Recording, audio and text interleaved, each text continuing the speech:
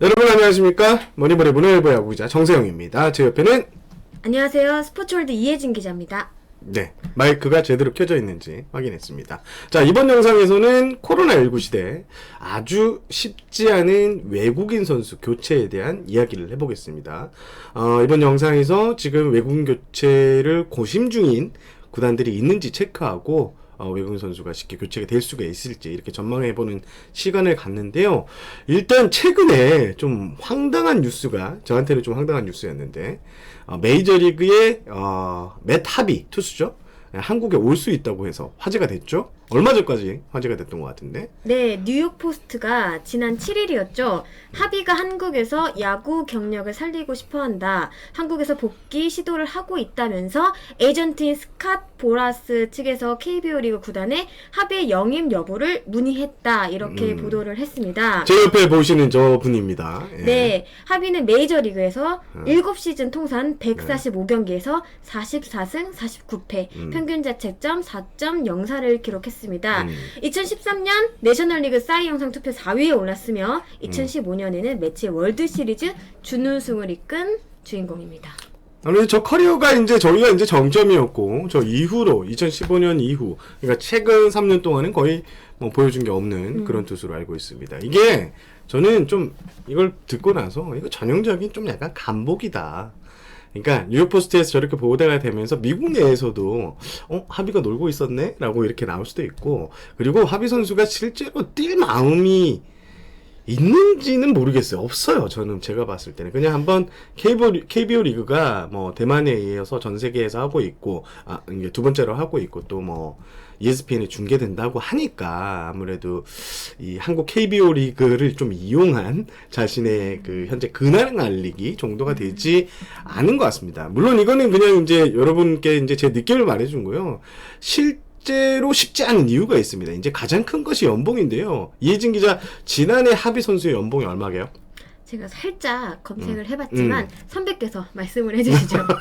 원래 대본에는 잘 모르겠는데요 하면 이렇게 내가 받아치는 건데 지난해 이제 LA 엔젤스에서 받은 연봉이 1,100만 달러입니다. 우리 돈으로 한 130억 원 정도 되는데 일단 하비 선수가 우리 리그에 오려면 훨씬 작은 연봉을 감수해야 되거든요. 신인 외국인에게 줄 수 있는 몸값은 이제 100만 달러로 제한이 돼 있죠. 그런데 지금 이제 시즌이 시작됐단 말이에요. 그리고 한 달이 흘렀습니다. 시즌이 11월 한 중순까지 진행된다고 하더라도 이게 KBO 그래서 이제 제가 문의를 해봤거든요. 지금 시점에서 외국인 선수가 계약을 하면 잔여 계약 기간 1개월당 최대 10만 달러 지출이 가능합니다. 또 계약 종료일이 11월 30일을 기준으로 하면 6월달 그러니까 이번 달에 계약을 하면 최대 60만 달러를 받을 수 있고 7월에 계약하면 최대 50만 달러를 받을 수 있습니다. 그러니까 몇 배예요? 10배, 20배, 200배인가? 예, 200배나 낮은 몸값. 물론 지금 하비 선수의 몸값이 지난해처럼 1,100만 달러는 아니에요. 많이 다운이 돼 있지만 지난해 연봉과 비교를 했을 때는 그렇다는 소리입니다. 그리고 무엇보다 지금 현재 우리 리그 구단들이 돈을 쓸 수 없는 구조예요. 뒤에 가서 다시 한번 얘기하겠지만 그리고 또 하비 선수가 100번 양보해서 몸값을 낮춘다고 하더라도 50만 달러? 뭐 짧게 알바를 뛰고 간다? 이런 면에서는 크게 저는 하비 선수가 그냥 한번 찔러보기다 이렇게 생각을 하고요. 또 이 하비 선수가 인성이 또 그렇게 썩 좋은 평가를 받지를 않아요. 그간의 기사 나온 거 보면 뭐 과음, 무단결근 이거 우리도 용납 못하지 않습니까? 기자들도 그렇죠.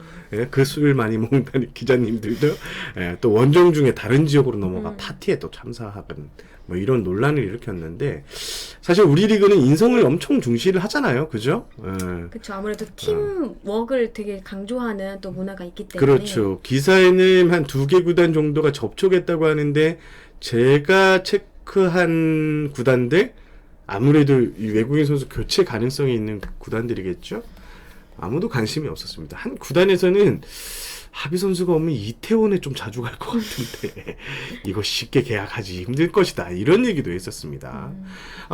일단 하비 선수뿐만 아니라 현재 시점에서 외국인 선수 교체는 좀 쉽지 않습니다. 일단 이혜진 기자, 지금 외국인 선수 교체를 놓고 고민인 구단이 있나요?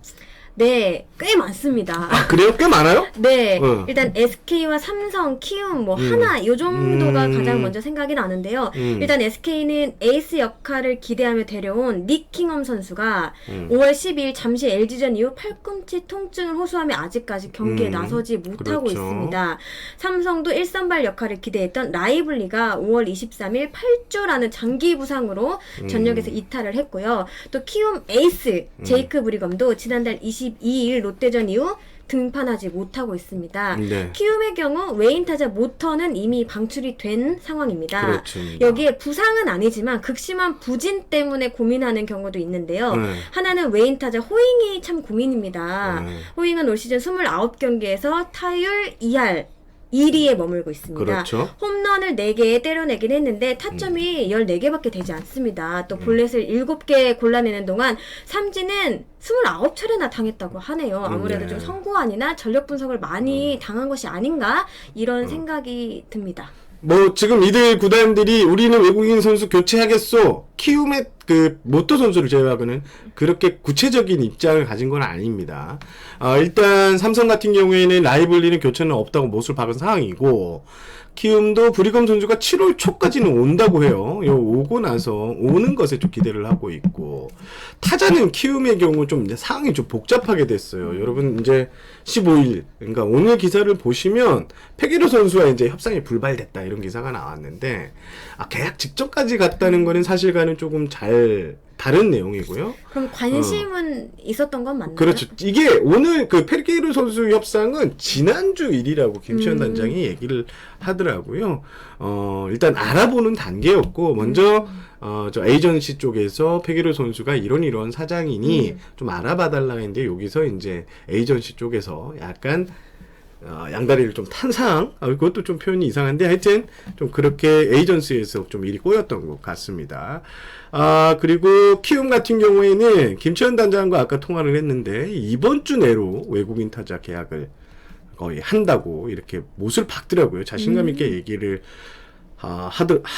했습니다. 예, 말이 꼬이네요. 네. 사실 모토 선수 이 공시가, 그러니까 외부 공시된 이후 외국인 타자 영입에 적극적으로 이제 키움이 움직였어요. 특히 키움의 시선은 메이저리그로 좀 가 있었어요. 메이저리그가 지금 노사 협상이 잘 안 되면서 파행 가능성도 있었잖아요. 그래서 지난주까지 데드라인을 잡아놓고 파행이 될 경우에 좀 돈을 지출하더라도 이 좀 거물급 현역 메이저리그를 좀 데려오는 방식의 이런 계약을 준비했었는데, 하지만 이제 메이저리그 노사협상이 사실 결렬되고 커미셔너 직권으로 50경기 안팎으로 이제 개막이 예정되면서 키움은 현역 빅네임은 좀 무리가 된 상황에서 일단 자기네 리스트에 있던 선수 중 한 명을 이번 주 내로 계약하겠다는 입장입니다. 그리고 저희가 또 SK 전문인 만큼 SK는 지금 외국인 리스트 이제 킹엄 선수의 이 교체 여부를 놓고 고민은 하고 있는 것 같아요. 리스트 업은 했다는 소식은 뭐 김태우 기자가 한번 기사를 썼었고, 지금은 리스트업에서 조금 수준이 좀 진전된 교체 움직임이 제가 알기로는 좀 있는 것 같습니다. 하지만 우선적으로 킹엄 선수에게 기회를 준다는 게 좀 SK 설명이고요. 교체 가능성도 어느 정도는 열어놓고 있는 분위기입니다. 자, 삼성은 이제 그 하나는 제가 봤을 때는 교체보다는 지금 뭐 팀 성적이 저렇게 좀 많이 떨어져 있는 상황에서 이게 쉽지 않아요. 교체카드를 꺼내고 또 이 돈이 들어가는 문제이기 때문에 교체부터는 팀분이 재건에 좀 몰두하지 않을까. 하나는 뭐 팔짝 뛰더라고요. 교체 얘기 나오니까. 사실 올 시즌 앞두고부터 외인 선수 교체가 쉽지 않을 거다 이런 얘기가 계속해서 나왔잖아요. 네네. 좀 왜 그럴까요? 이게 먼저 가장 큰 것은 돈 문제예요. 지금 생각해 보시면 지금 무관중으로 경기가 열리잖아요. 이게 지금 구단들의 수입이 전혀 없는 상황이에요. 그래서 돈을 쓸 수 없는 상황이거든요. 어느 정도 수익이 나야지 큰 돈이 필요할 때 뭐 가서 이제 좀 이렇게 모기업에 좀 아쉬운 소리도 하고 할 텐데, 지금 돈을 전혀 쓸 수 없는 상황이라고, 지갑이 닫혀 있다고 이렇게 표현하는 그 관계자도 있던데, 또 포스트 시즌까지 이 5개월만 짧게 쓰잖아요. 짧게 쓰는데 이런 선수에게 이제 50만 불, 그래 60만 불 나름 큰 돈이거든요. 네, 그 투자하기는 좀 힘들 것 같습니다. 네. 뭐 계속해서 언급이 되지만 코로나19의 여파도 무시할 수 없을 것 같은데요. 기본적으로 일단 격리 기간을 거쳐야 되잖아요. 이 그렇죠. 정도는 좀 클 것 같습니다. 격리도 격리인데 이게 투수의 경우는 지금 이 데리고 올 선수가 실전을 어느 정도 소화했는지, 그렇죠. 실전은 사실상 소화하기 힘들었거든요.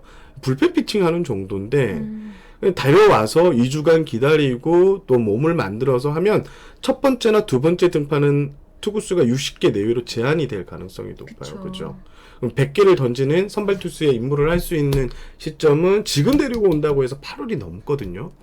그러면 단 3개월 정도를 쓰는데, 이게 그래서 이제 교체가 좀 쉽지 않은 상황이에요. 물론 이제 일본 프로야구에서 있다가 방출되는 선수나 대만 리그에서 방출되는 선수는 데리고 올 수는 있어요. 뭐 그 격리만 하면 실전이 이제 뭐 일본 프로는 19일부터 이제 개막이 되니까 그런 상황인데, 지금으로서는 좀 쉽지 않다. 투수 교체는 더더욱 쉽지 않다.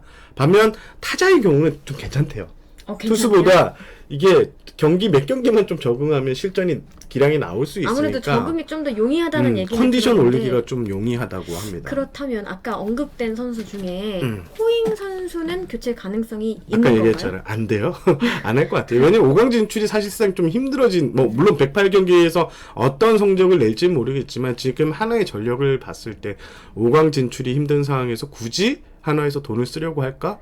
뭐 분위기 새신책으로 교체 카드를 꺼내둘 수는 있지만 외인 교체보다는 트레이드에 아무래도 초점이 맞춰놓고 움직일 가능성이 크기 때문에 호잉 선수 같은 경우는 교체가 쉽지 않을 것 같습니다. 그래도 맷 하빈 선수가 아니더라도 참 이름값 있는 선수들이 KBO 리그에 관심이 있다 이런 얘기는 조금씩 나오잖아요.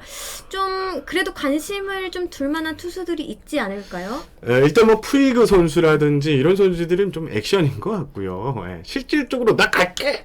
라는 인터뷰는 아직 안 나왔거든요. 그리고 이게 그 외국인 스카우트 담당들한테 좀 들어보니까 이게 실상을 보면 메이저리그, 마이너리그에서 방출된 선수들이 이름값이 생각보다 이게 떨어진대요. 그러니까 지금 메이저리그가 이제 코로나19 영향으로 등록 로스터를 40인에서 50인으로 확대할 것이 이제 유력한 상황이거든요. 그래서 지금 대부분 구단들이 50명을 묶어놓은 상태예요. 그러면 그 방출되는 선수들은 다 50인 밖인데, 결과적으로 그렇게 얘기를 하면 방출된 투수들은 더블 A나 뭐 싱글 A, 그리고 거기에 있는 베테랑 선수들밖에 없어서 지금 에이전트 쪽에서, 그리고 세일링은 엄청 많이는 하지만 구단에서 실질적으로 그 리스트를 받아보면 뭐 별로네 라고 하는 게 지금 대다수의 국내 스카우터들 말이고요.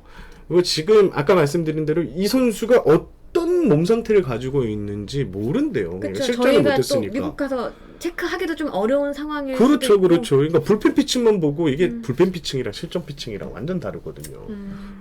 불펜에서 오승환인 선수가 있어요, 실제로. 하지만 올라가면 오승환이 안 되는 그런 선수도 있는 거 보면, 뭐 오승환 선수하고 비교를 해서 그렇지만 오승환 선수가 좋았을 때 그런 얘기입니다. 영상만 지금 주구장창 보는 수준이라고 합니다.